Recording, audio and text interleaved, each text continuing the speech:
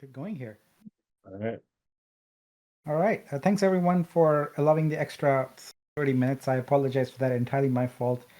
It's been a crazy morning, and I just needed a little bit of extra time to prepare for this. But welcome everybody. It's so good to see you all. And I know this is a Thursday, and we probably could have waited till yesterday, but I promised I would do this yesterday. But just cra- crazy busy number of time sensitive tasks, and so but I did want to have this more in-depth kind of look at streaming, and maybe what we can do tomorrow is, after people have had a chance to sleep on it a little bit, we can take some more feedback and review it again tomorrow.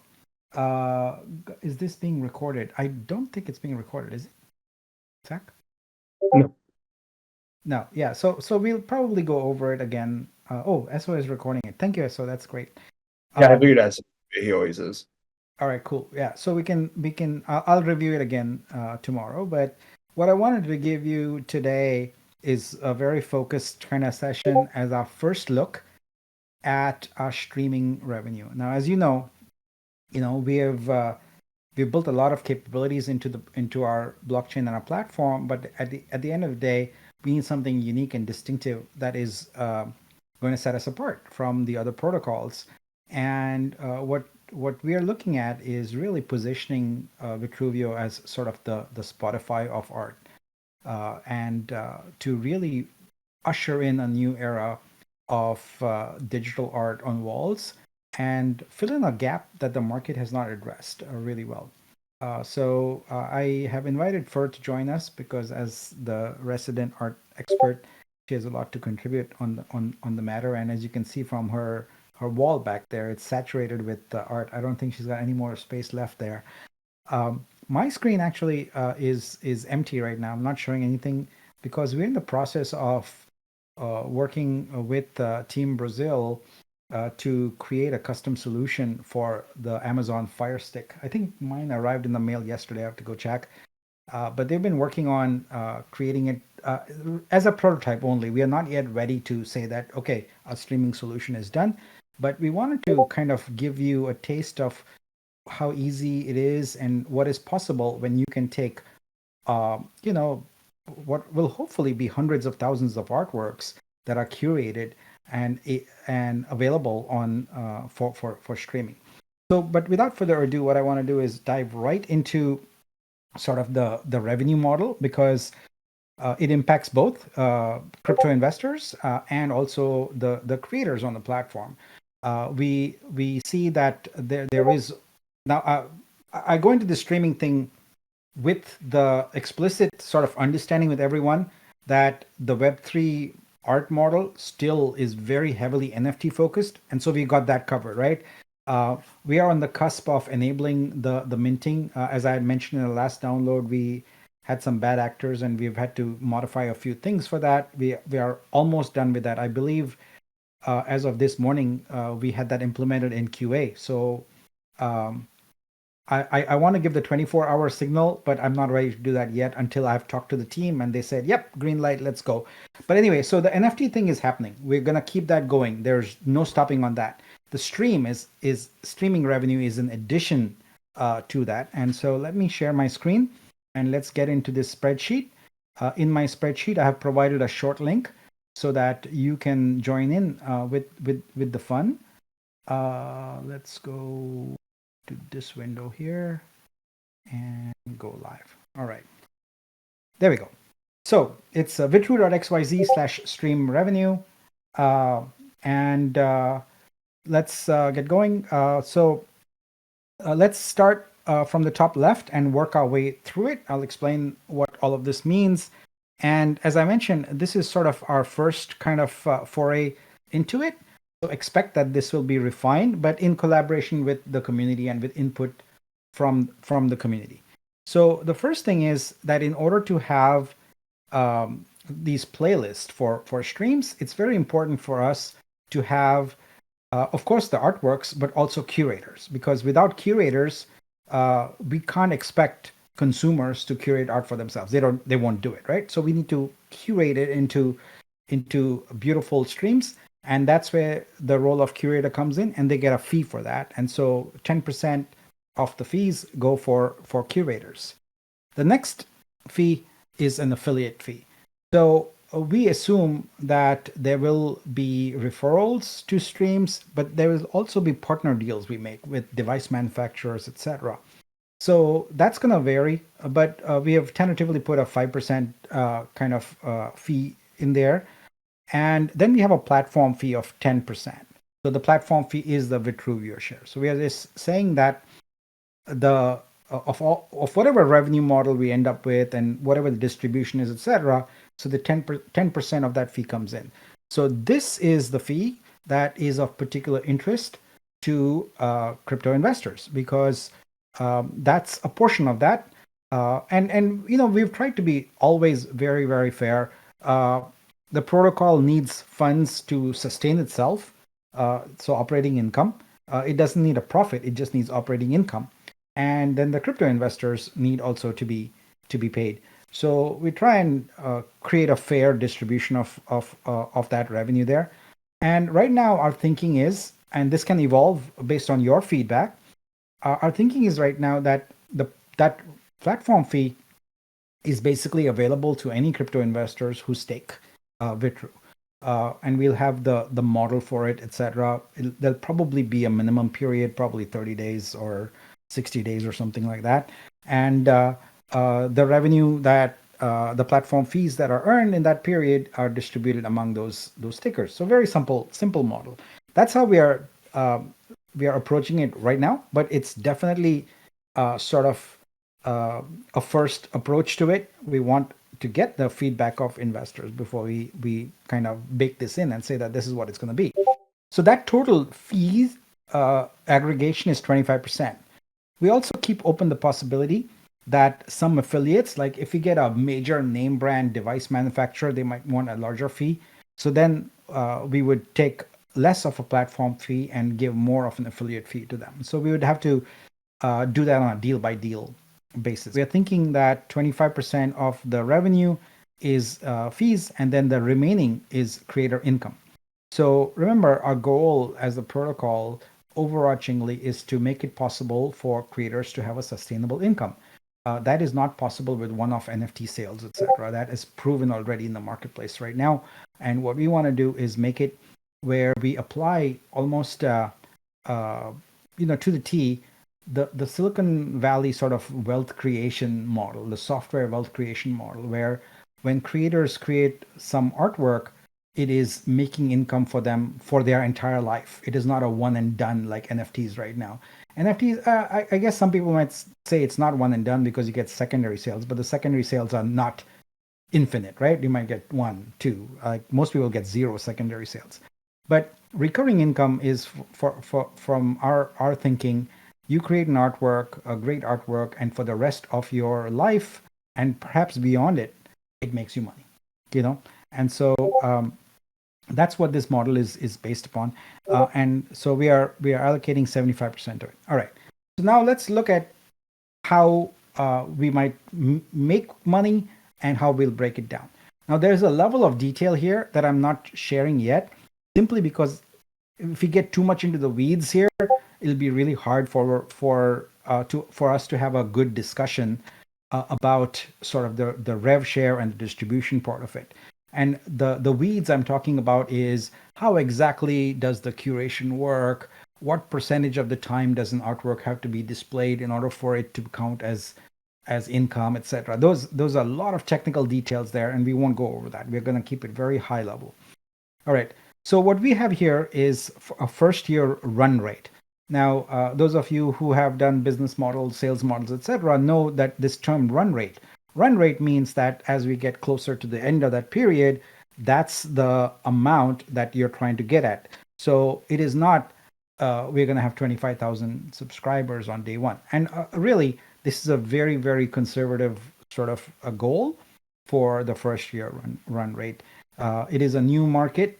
It is emerging, and we have a lot of work to do there. So it's good to be conservative and not throw crazy numbers out there. So let's say that we want to get to a 25,000 subscribers by the end of year one.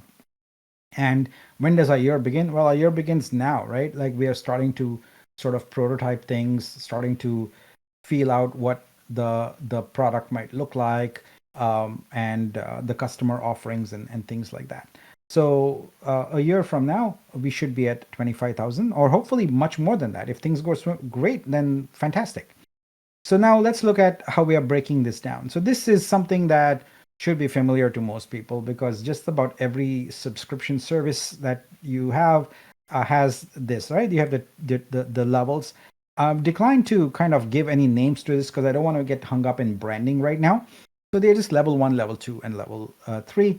And basically, these are all you can eat kind of buffet type subscriptions, where level 1 a subscriber is about $5 a month, 4.99. Level 2 subscriber is 19.99, and level 3 subscriber is 49.99. So what is the key differentiator at those levels? Well, it is the quality of art that you get. So basically at this level, you get tier C artists, at this you get tier B artists, and here you get tier A artists. Now, as in all subscription offerings, we will have custom tiers here. There will probably be in the $1,000 to $5,000 monthly range, and that would be for higher end customers. So if you've got an airline lounge or something like that, there's a finite number of that. There's a small number of those. So if you make arrangements with them, it would be significantly higher. It could be as much as 25K to 100K per month that we would get into it. But the revenue share, etc., we would still keep the same.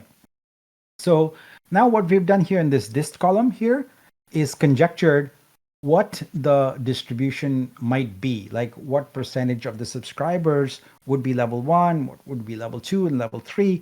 And so it follows that, as usual, the highest tier has the lowest percentage of folks, and the lowest tier has the highest percentage of folks. So this is our projection here. Only time will tell what where people go. It might end up being that the reality is in the market is that the folks who can afford to have these displays and devices don't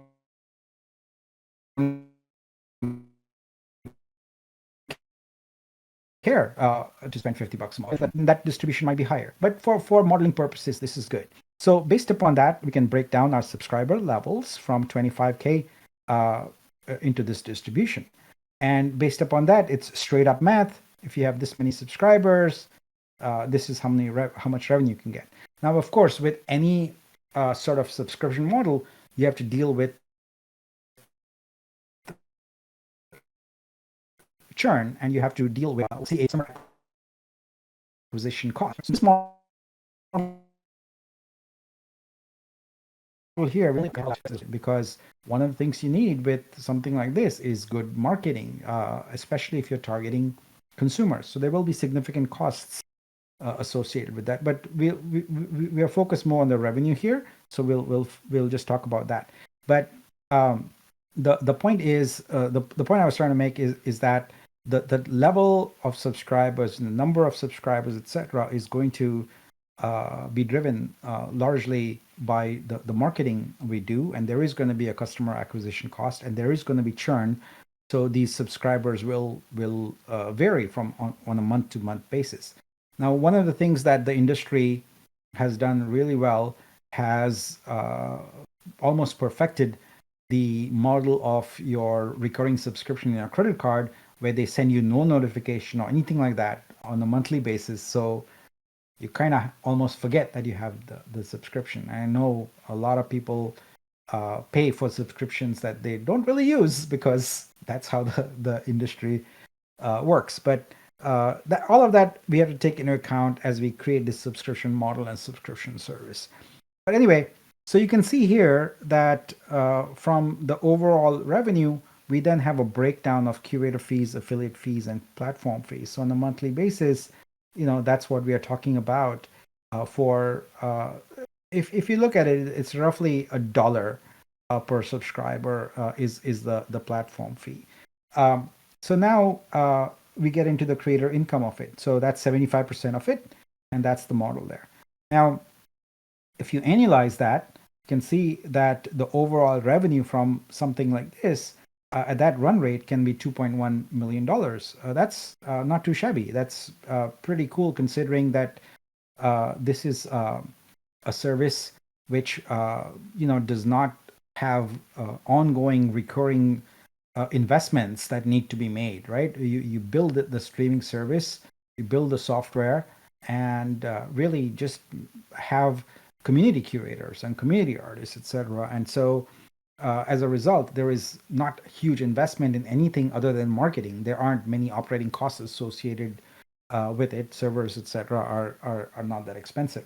So we've got this as the model, and what I want to do is keep open the possibility of how we are going to split this 10% and what is the model for acquiring it.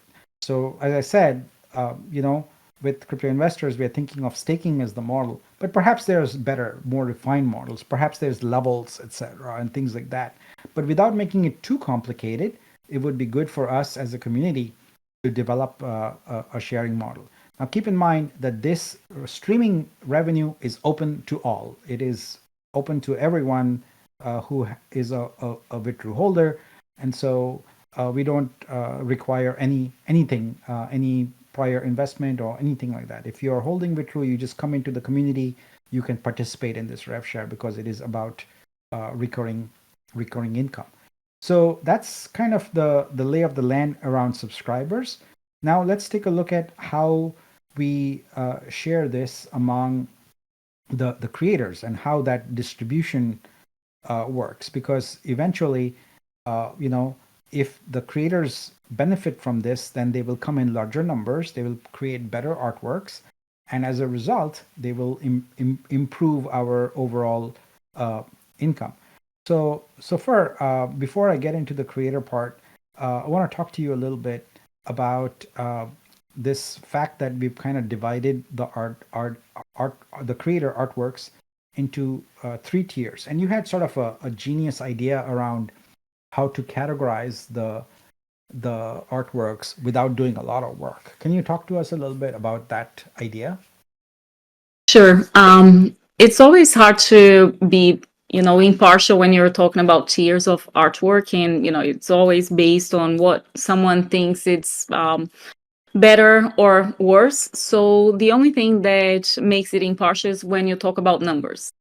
And the artist has to know their market. So the artists will price their artwork based on what they know their value is, and how many sales they can get into that sort of like value for their artwork. So we decided to go on a price base. So artists that are priced higher will be on the tier of the level A, which is is it A? Yeah. So they're higher price artists, and they go into the pricier subscription.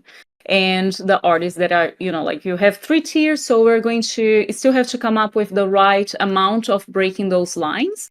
But the way that it also gives us a safety net to be based on that decision is that when people are curating the artwork, they're going to choose based on those price levels. And then if someone prices their art and it's way above, what that art should be priced at, the things that they're not going to be chosen, because the curator wants to make sure that their curation is going to be picked so they get their commission fee. So they're going to choose the right artwork. So I think we're pretty safe with that choice, and it's impartial. So math always speaks the truth in that sense.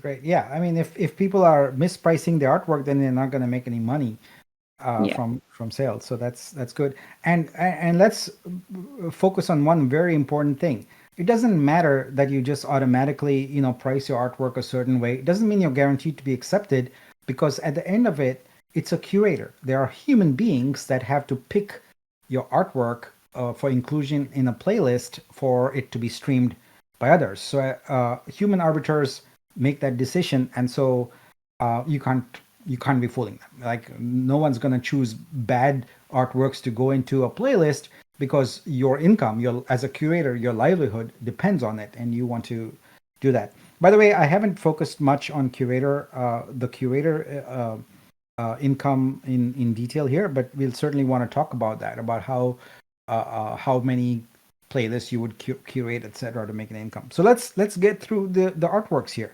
All right. So what we're saying here in these tiers is that the tier A are higher priced artworks, and tier C are lower priced artworks. And this also turns out to be an indicator of sort of output, work output. If you're creating higher priced artworks, it follows that it takes you a little longer to work on it. We were saying that for you, you might take a month, to make one artwork, and that's not unusual. I mean, there are some people who take 6 months to make one artwork or something like that. So they have fewer artworks per year. And then the lower priced artworks, maybe they're using a lot of AI or something like that, and they can be more productive output wise. But who knows what the quality is like? That, I mean, you might be a genius and might be able to crank out one artwork every other day, but that's rare. So based upon that, we've done a distribution of the tiers, and it's almost mirroring this one, but in inverse. So we're saying, the our 10,000 creators that we are targeting, 5% might be, tier A, 15% would be tier B, and 80% would be tier C. And so based upon that, we get a certain number of creators. Now, this is where it gets really interesting. The curation rate represents the rate at which your artworks that you've created are likely to be curated in. So I think it's elementary to reach the conclusion that the higher the tier of the artwork artist and the artwork, and the more better the quality, the greater the chances it is going to be curated into a stream, like the really good artworks. And that's why we have a 90% sort of curation rate on tier A artworks, and we have on the other end a 20%. So if you're prolific in your productivity of artworks, etc., chances are they are not all high quality, right? So that reduces the likelihood of your artwork being included in playlists. So having done that though, and having a distribution, it turns out that the number of sort of artworks that are selected per artist are about roughly about the same.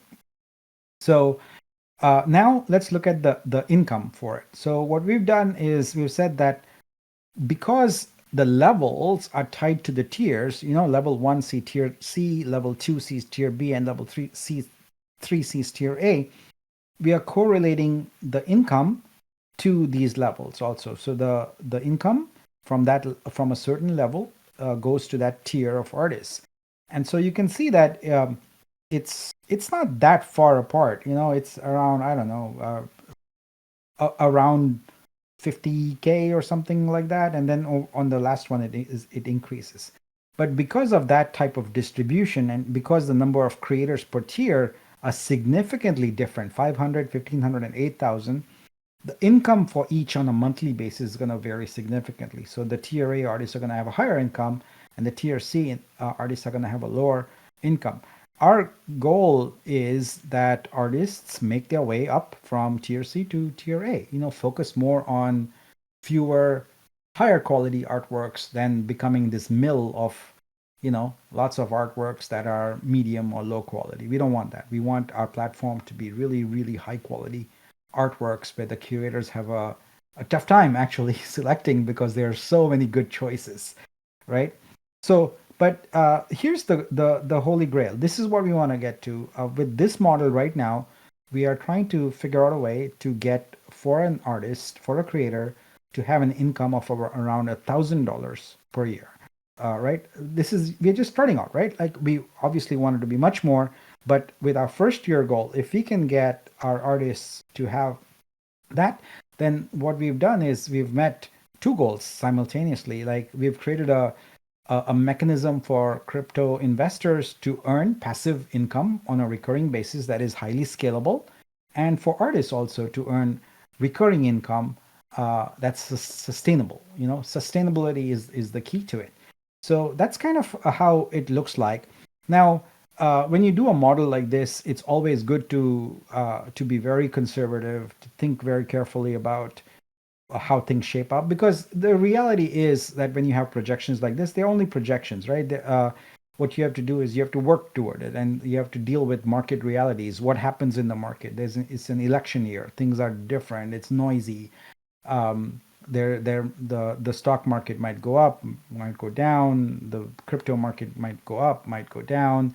The art market might see a lull or might see an explosion. Who knows, right? All those things come into play when you're trying to go about like this. But it doesn't hurt to see what is the long-term possibility of this. And so for that, I put a second tab here, the long-term possibility, and I said, okay, what if we 10x, what if we sorry, not 10x, 100x that, right? So 2.5 million subscribers and 25,000 artists. Like, what does that sort of get into? And now you can see that the platform fee starts becoming meaningfully relevant.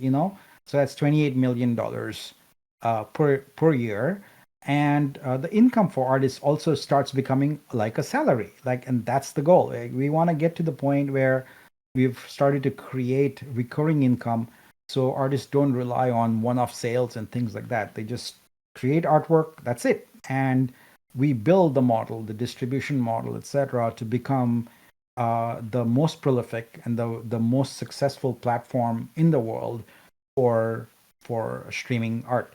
And this is just the visual arts, right? The moment we start bringing in sort of audio to this, etc., and the ability for subscribers to select music that goes with their artworks, etc., that becomes much more interesting.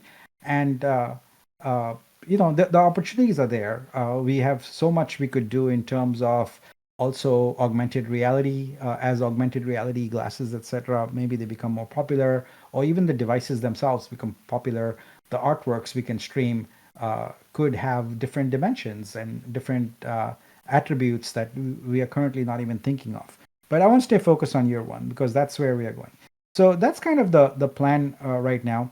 And I'm leaving this open ended right now with this platform fee at 10%, not having picked where the breakup is going to be between sort of what we need to reserve for operating capital for the protocol, because in order for this to work, there needs to be money that is invested into it for marketing and for development and things like that. But we also want to have a share of it go to the investors, in order to really reward them, because at the end of the day, this platform is about aligning the incentives of crypto investors and creators, and that's what makes a 1+1 = 4 versus a 2.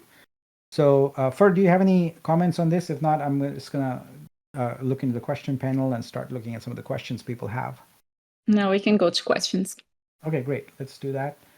Bum, bum, bum, bum, bum.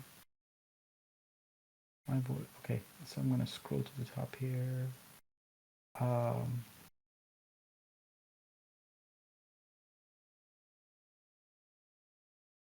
All right, so Agent B asks about staking and rebasing. Yeah, so we are designing the tools so that the rebases are available anytime, all the time, to be extracted. I know that that's not the case yet, and, because the tools are not yet mature enough, but that's the goal. So to answer your question, when you stake, if as the rebases come along, those would be claimable right away, regardless of the stake. Um, One that I saw that was pretty good was, will the subscription be able to be paid in VTRU? Will the subscription be able to? That's a good question. We are targeting devices and consumers here who don't have that sort of mentality. We are likely to, just like, say, for example, on Apple or something like that, right? They would just click. They wouldn't even enter a credit card. If they're on Amazon, they would just click.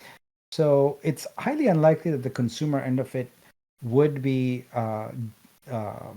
would mostly be in fiat currency. But I think we should make the option available on our website if they want to subscribe with with VTRU. So I think that's probably how we'll do it, where you have, if you are a crypto user, then and you're willing to go into your browser and do the subscription, then we might allow that. It's a good question. I didn't give it too much thought, but it's definitely a good question. But I agree. I would say that a vast majority of this is going to be fiat income. All right. Let's see. I'm going to scroll back up. Who are going to be these curators? Was someone asked, and I mean that's kind of anybody can be a curator, really. Yeah, there's no and really it's what we want to do is make this as open as possible. So we have some voting, we have subscribers choosing. Now we don't want to make it impossibly difficult for subscribers to go through hundreds of these, right? Like as a subscriber, especially on a TV screen with your remote, you want to go through, I don't know, 10 or 15 of curations before you settle on one. You don't want to go through hundreds or whatever. So we will probably have some mechanisms where we start off with more experienced curators and show their works, but then allow new curators, etc., we feature their works, etc., and we start ranking curators also. And then once we are ranking curators, it becomes really easy for us to show um, their curations first. But we also want to give new curators the opportunities, right? So we'll come up with some algorithms for it. But really, anyone can be a curator.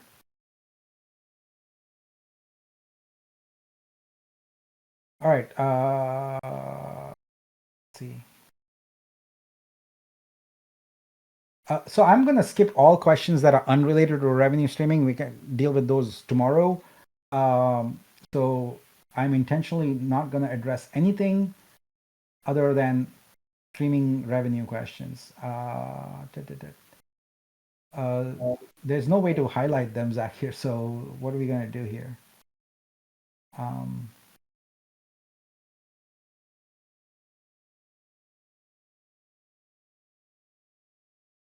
Diddy asked, where does the 5% affiliate fee go if there was no affiliate? um, I think that would be the platform fee. So think of the platform fee as really 15%, and there's almost always going to be an affiliate. But if there isn't, then the platform fee would be higher. Well, So, technically, an artist could open their own store and get the affiliate fee, couldn't they? the if they are referring customers to us, yeah, I think that would be fine.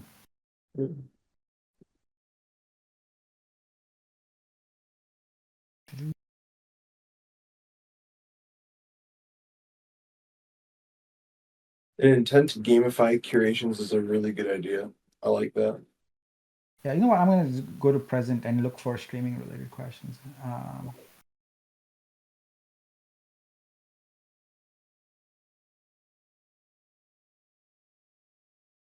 Will there be an easy way to off ramp our earnings? Yeah, I mean, I think that's going to be standard crypto off ramping. So Atlantic Irishman asks, can all purchases in fiat be automatically converted to VTRU during the purchase with a small amount burned to make the protocol deflationary? Ooh, that's interesting. So actually, it's interesting that you brought that up, because just yesterday I was modeling for the team how the collector credits work. Um, so we made a conscious decision that in the store that you're already seeing when you click on through search. Actually, I can click on it here myself. So you can see that when you click on one of these here, the pricing is in dollars, right?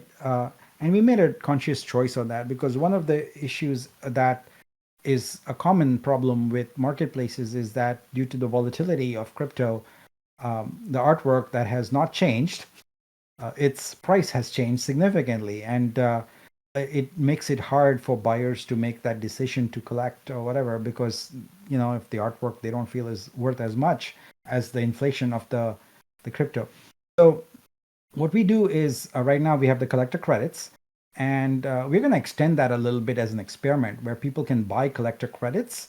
And what happens is when you buy it, the actual Actually, you know what? I can show you this. So give me a moment. We'll go to our test explorer, and I'm going to find a test transaction that we've been working on, and that'll help you help guide um, and help you explain kind of what's going on.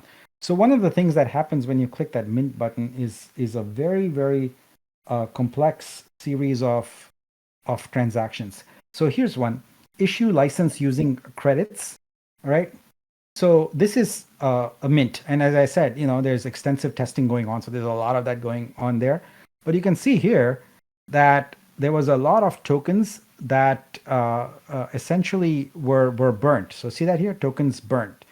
So uh, each artwork is $150, and each collector credit is $10, right? So that's 15 tokens that are burned, and along with that, a series of actions happen. So let me show you all the events that happen when you buy or mint an artwork. So this is all one transaction.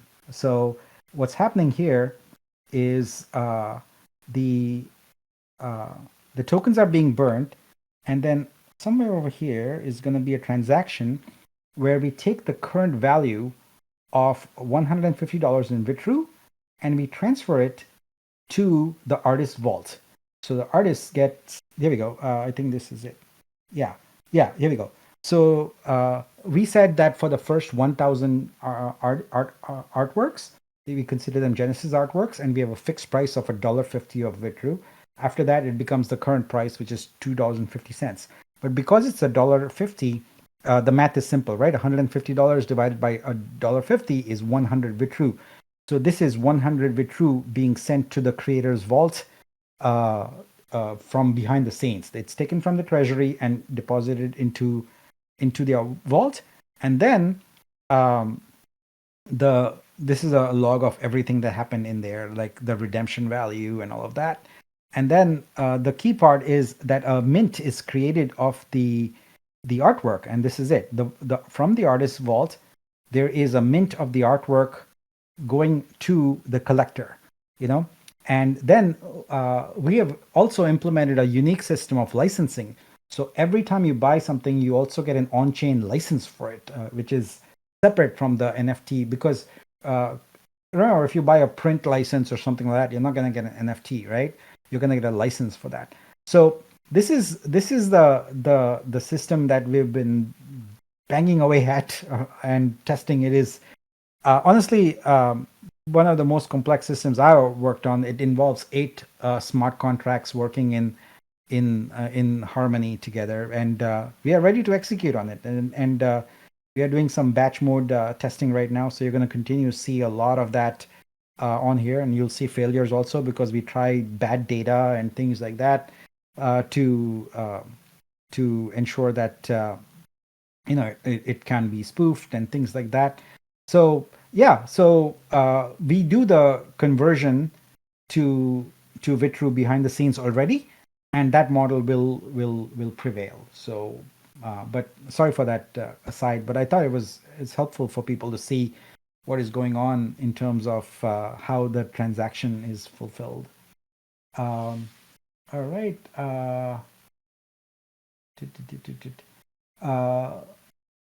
We'll ask, are there any free trials for customers? So I think like with any other offering like that, we should probably have, your standard free trial or something like that for 30 days with everyone. So we definitely will want to do that. So Tilon here says, so watermarks and code. So I think the discussion there is about watermarking. Yeah, there's been numerous people talking about the effectiveness of watermarks and AI and how to protect the IP here. Yeah. So at the end of the day, we all know that if someone wants to thwart that, they're going to thwart it, right? So all the artworks that are consigned are already being signed. Now we've applied for our own certificate, but it's in crypto everything is slow. We are waiting for that certificate, but until then, we've got a self-signed certificate because we didn't want to wait. All artworks are signed to the C2PA standard. So if you change even a single bit, one tiny bit of the artwork, that signature becomes invalid. So you can at least detect if the artwork is fake or has been modified or something like that. But if it's unmodified, you can download an artwork from VTRU and drop it into any C2PA validator anywhere on the internet, and it will tell you the origin is VTRU Studio, who the artist was, what the metadata is, and all of that. So we already have that. Now, in terms of watermarks and things like that, even you can even go into steganography. Um, we are not yet ready to experiment with those kind of things because they put an undue burden on the platform and have very little benefit. So what we would do is tell the artist that if you want to watermark your stuff, go ahead and do it because we will preserve that, right? We don't mess with we don't mess with the bits of your artwork once you consigned it. We sign it, but that is added as a wrapper into the artwork. The artwork itself is not messed with. So, but trying to stay focused here. We want to be the next masterwork and better. Oh yeah. I mean, I think if it isn't clear to everyone, the goal is to totally dominate artwork streaming. I know there are some services there, but I have experienced all of them, and I have two things to say about most of them. Either their selection is anemic, or their UI is terrible. So we intend to win by having a massive selection at a fair price that is always fresh. See, that's another problem, right? Having always fresh artworks is a challenge. Like, yes, some people might like the stability of having the same things there, but maybe there's a lot of people who like variety. So we want to cater to both. We want to have a fresh stream, and we want to make the UI drop dead simple, really, really gorgeous. The UI on some of these is so difficult, especially with a remote. The 10-foot UI is hard, very, very hard. But luckily, Team Brazil has a lot of experience working with these solutions, streaming, etc. And actually, we will have sooner rather than later our app in the app stores, where you can sign up for streaming and things like that. That's because we already have essentially the ability to have a white label branded offering that we can put our logo on and have the VTRU name, etc. First class citizen in the app store. So we are moving quickly toward that. Now that we've got the first version of search and the buying model up, our focus is going to be on stream very quickly because our counter. Let's just say that June 1 is when the clock starts ticking on getting to our first year run rate, right? So we want to move quickly on this and get the stream solution going. In fact, for the artists who are here, they probably already noticed when they're consigning their work that they already had the option to check the stream license, and that was very deliberate. We wanted to have stream licenses already selected.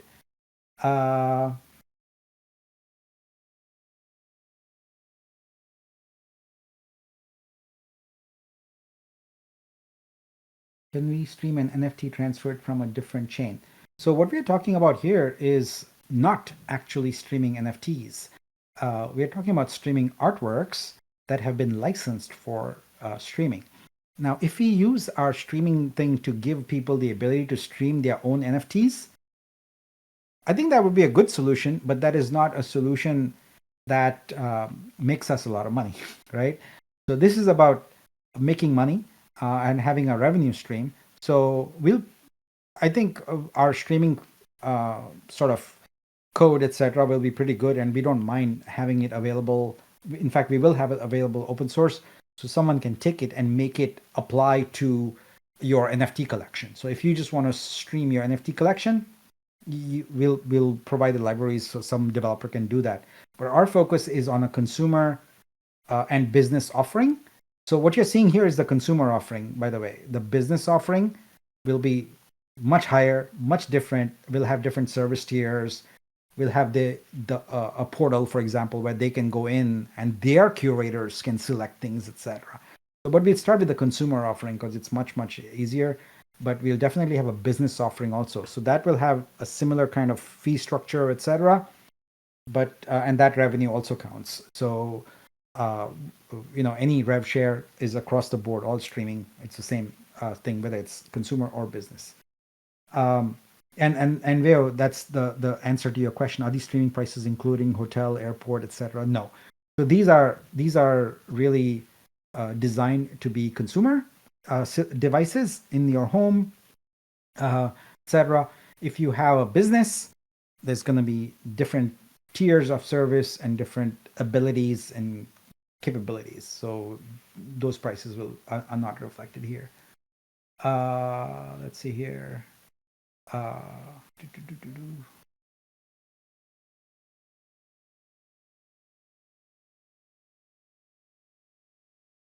I was modeling for the team. I don't know what I was modeling, but I'm always supporting the team. So, Comment made me laugh. what was I modeling? You say you're modeling the numbers. You're giving us. Yeah, you're modeling, and someone was like, "Ooh, scandalous." Here's a good question. As a Genesis artist, when should we expect to be able to upload more art? And also, when is the level of information given artist KYC going to be implemented? Yeah, both good questions. So, look, we want to walk before we can run. And so, we want to get through this whole process and more and go through the whole workflow of artists sort of consigning their work, it getting collected, artists getting their revenue, and go through that whole cycle, and then we'll start implementing multiple artworks. So we know that that's something we need, but the user experience on that, we also want it to be good. So it's going to take a bit of time. We have a small team, we have limited resources, so we are doing the best we can. I would imagine that that's at least a couple months away. That's my best estimate of it. Where because we do want to get as many individual artists on the platform as possible. And for we crossed 1,000 artists that are currently in the process of consigning, right? Yes, we have that as users, but they started the process. Not everyone has come through with everything, but yeah, we have that many in the. That's one thing we didn't factor in, and now we are realizing that is that just because we say it's ready doesn't mean that everyone is ready to jump in and immediately, because some people are creating custom artworks just for this, etc. So and people have life. So it's gonna be a steady kind of stream of artworks that are added over time as these artists come on board. And really, what's going to drive it and accelerate it a little bit is once we enable the collection, and then artists start tweeting about it, etc. That's going to be marketing, and more artists will see it and want to join it. And I saw a comment somewhere that the marketing for our project is no good. Well, I would agree with that. It's non-existent virtually because marketing costs a lot of money, and we are tight on resources. Almost all our resources are dedicated to development right now, and we are very grateful to the community members who step up and do some of the marketing for us, and we encourage that. So if you're a marketer and can help us out and promote some of the things we are talking about here, that's great. But I would be the first to admit that our marketing leaves a lot to be desired.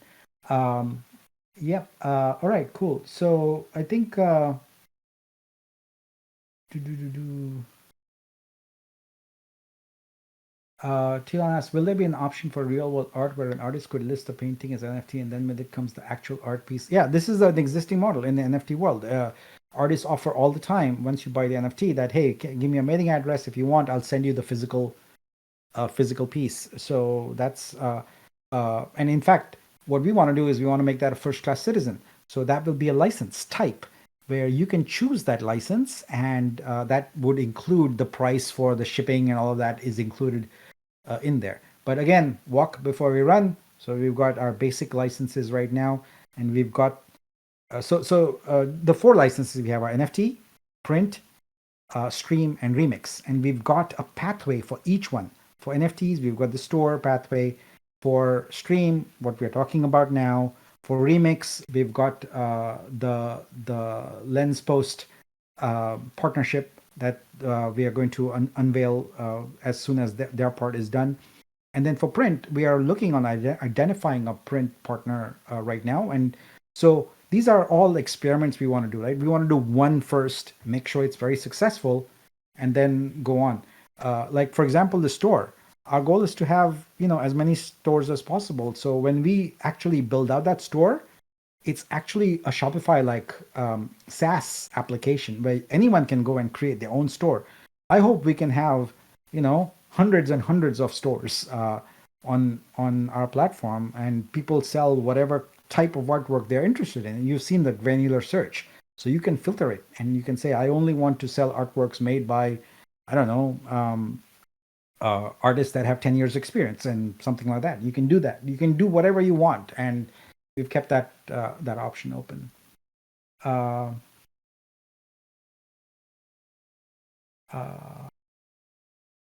Does artists will have a dashboard to see? Yes.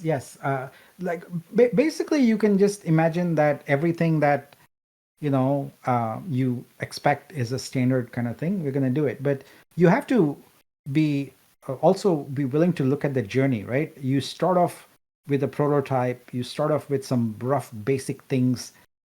You get some of this together, and then you get to the point where it's polished. We've got a lot of different software products in play, and you can see that what we are trying to deliver with all of them is whatever features we deliver, we're trying to make them really good, and versus having lots of things that are all incomplete. So the features that work should work well, and I know that that's a goal. I know that that's not always what we are able to deliver, but we are doing our best we can as we can. And right now, I'm looking at search, etc., and it's looking pretty stable and looking pretty good. The team has done a lot of work on tweaking it and polishing it so it's very fast and stable. And that's what we're going to continue. We'll constantly evolve the software, constantly make it better, and really get to the point where all of this is a stable, a thriving ecosystem with revenue generation. I'm looking forward to that. So we are now 9 months in, right? So I think another quarter, and we will be at a good place where we have a lot of like store and search and stream, etc. will actually be functional.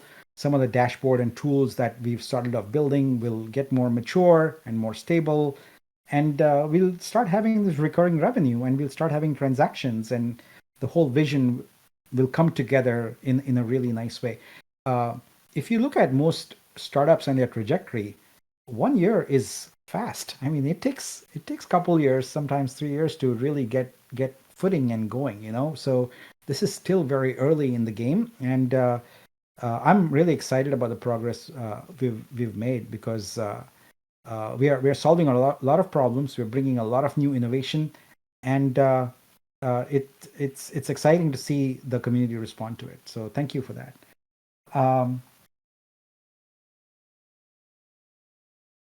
All right. So you see galleries setting up their own store? Absolutely. In fact, that's one vertical where not only do we see them setting up their own store, we want to make it where they can click and create their own crypto ecosystem. So a gallery can have its own token. They can list it on our DEX. They can provide liquidity, and they can enable people, galleries, museums, etc., to have fractional ownership of art, etc. So we want to make it very cookie cutter, where people can do those kinds of things. And a gallery can have its own store with their own branding, etc., with all their own artists there. They can have their own curated playlists also that are available for people to subscribe to. And then it would be the reverse, where they get a bulk of the revenue and we get an affiliate fee, something like that.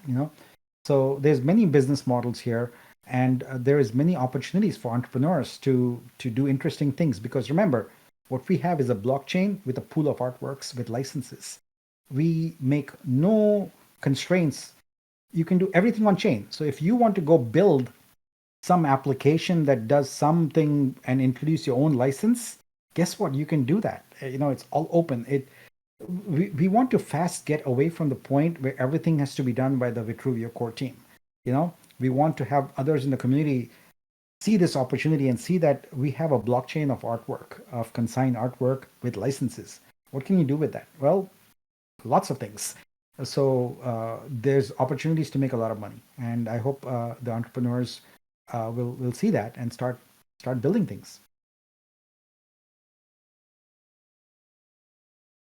All right, so we are just about on the hour here. I didn't intend for this to be that long. A quick update on this streaming thing because it is overdue. I had promised it a couple of weeks ago, and I finally wanted to get it out there. But I really want to get back to a couple of things. One is we are working very hard on some of the applications for listing, and also I want to finish the testing and help the team with finalizing the collection.